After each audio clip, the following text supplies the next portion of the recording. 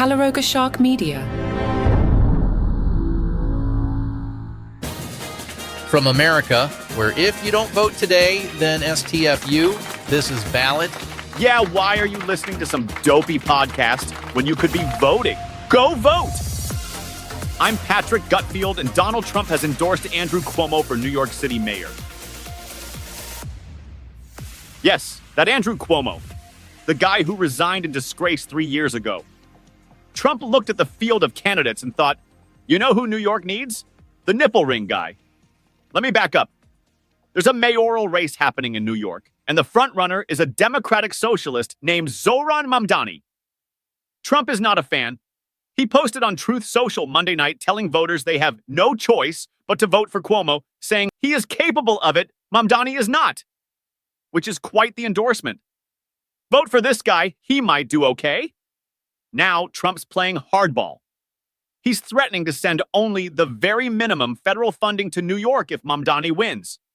New York gets $7.4 billion in federal money this fiscal year, but Trump's saying if a politician he doesn't like gets elected, that could change. Nothing says democracy like the president threatening to bankrupt cities that vote wrong. Trump called Mamdani a communist in a TV interview Sunday. He said, if you have a communist running New York, all you're doing is wasting the money you're sending there. Which is rich coming from a guy who literally gold-plated his toilets. If anyone knows about wasting money, it's Trump. Mamdani, for his part, rejects the communist label. He calls himself a democratic socialist and joked in one interview that he's kind of like a Scandinavian politician, only browner. He responded to Trump's funding threat by calling it what it is, a threat. It is not the law. Correct, the president doesn't actually get to defund cities based on vibes. So Trump's out here endorsing Cuomo, a man who left office amid multiple scandals, to stop a democratic socialist from winning. The Trump administration has been trying to cut federal funding to democratic areas for a while now, but this is next level. Vote how I want, or I'll starve your city of resources. Very normal democracy stuff. The president is threatening to withhold billions from his own hometown unless they elect the guy who resigned in disgrace. That's where we are now. Andrew Cuomo is somehow the compromise candidate. President Trump sat down with Norah O'Donnell on 60 Minutes this weekend, and he was in quite the mood. The interview happened at Mar-a-Lago, which is Spanish for "my lawyers live here now." Trump spent a good portion of the interview praising CBS's new leadership, specifically Bari Weiss, who was recently named editor-in-chief of CBS News. He called her a great person, which is interesting considering he doesn't actually know her. That's very on brand. Trump praising someone he's never met is like me endorsing a restaurant I've only seen from the highway. Now, Trump also took time to discuss the 2024 election and whether he'd run for a third term. When O'Donnell asked about his plans, Trump said, "I don't even think about it," which is the same thing I say when someone asks if I've been eating birthday cake for breakfast. Technically true, but also not really. And then, naturally, Trump brought up the 2020 election again. He said it was rigged and that a lot of people say when it's rigged, you're allowed to do it again, which is not how anything works. That's not a legal principle. You can't just replay elections like they're a bad call in the NFL. Trump also used the interview to take shots at potential Democratic candidates. He went after Gavin Newsom without using his name, saying California has been ruined and destroyed. Then he called Representative Jasmine Crockett a low IQ person and said Alexandria Ocasio-Cortez was screaming and acting like a crazy person. Very presidential stuff. The interview also addressed Trump's lawsuit against Keys over their editing of a Kamala Harris interview.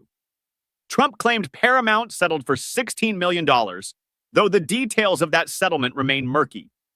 He said 60 Minutes paid me a lot of money for taking out Harris's bad answer and putting in a new one. Trump concluded by saying the changes at CBS are the greatest thing that's happened in a long time to a free and open and good press. So to recap, Trump doesn't know if he'll run again. He definitely thinks 2020 was rigged, and he's thrilled about the new management at the network he just sued. Another perfectly normal Sunday night in America.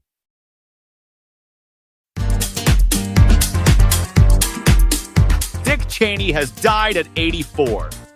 Cheney was vice president under George W. Bush from 2001 to 2009. And he wasn't your typical VP who just shows up to funerals and breaks Senate ties. This guy was running things. He basically had his own branch of government. Most vice presidents get an office and maybe a fruit basket. Cheney got his own foreign policy. He was the main guy pushing for the Iraq War, convinced everyone that the Saddam Hussein had weapons of mass destruction. Spoiler alert, he didn't. Turned out the most destructive thing in Iraq was our presence there. The intelligence was wrong, but hey, we were already there, so might as well redecorate. Before that, Cheney had quite the resume. He was a congressman from Wyoming in the 1980s, defense secretary for the first President Bush, and before all that, he worked his way up from congressional fellow to White House chief of staff under Gerald Ford. Not bad for a guy who dropped out of college. Though, to be fair, he eventually went back. You know you've made it when you can skip college and still end up running the Pentagon. The Bush-Cheney dynasty didn't back Trump, which a few years ago would have been unthinkable. But here we are. The man who once accidentally shot his friend in the face while hunting and got the friend to apologize for it, decided Trump was where he drew the line. Cheney was considered the most powerful vice president in American history. He didn't just advise the president. He essentially ran the transition, crafted energy policy, and spent 8 years trying to expand executive authority. Most VPs are there to look serious at state dinners. Cheney was there to actually run the state. Portions of today's show were made with the help of AI.